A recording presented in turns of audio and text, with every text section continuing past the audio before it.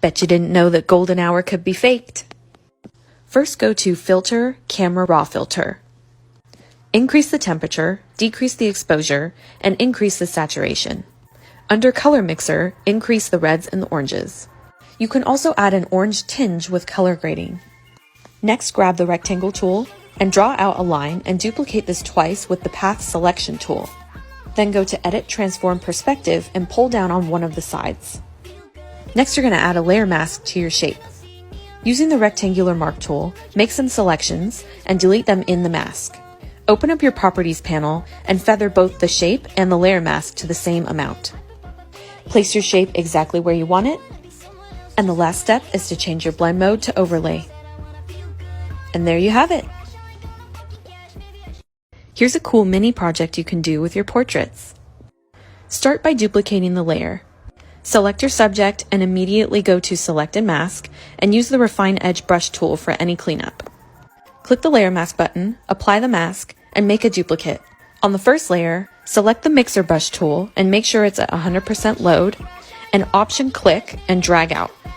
It's important that you don't move the cursor after you Option click for your source. Next, you can select the top subject, make it semi-transparent, and add a mask, and then paint away the parts you want to be behind the new shape. The last step is a clipping mask for the shadows. If you give this a try and you want to share the results, feel free to post it in the Discord linked in my bio.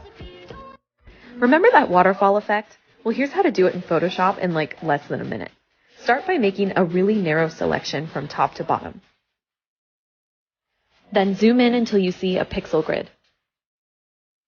The goal is to make this selection 1 pixel wide, so we'll do that by transforming it. Now we'll just zoom back out, hold Shift, and drag out. And that's it! Didn't think golden hour was it? Here's how to make blue hour in Photoshop. First, head over to Camera Raw Filter. These are the settings I used, but if you want a different time of day, then you can tweak them. I'm going for a before sunrise look. Next, you're going to make 4 squares with the Rectangle tool.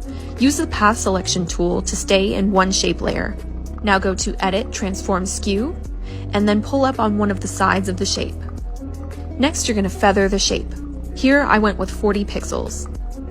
Now change the fill to around 50%, and then the blend mode to soft light. And finally, just place it where you want. Here's how I isolate colors in Photoshop.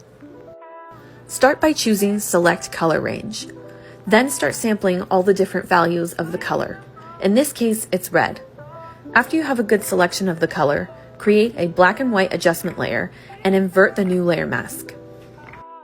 Now Option click that new mask and start painting everything that should not be red with a white brush. This allows you to clean up the selection in an isolated environment.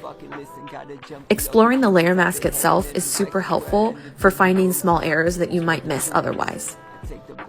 Make sure that any areas that look gray and pixelated are brushed over with pure black. Click back out of your layer mask and you're done.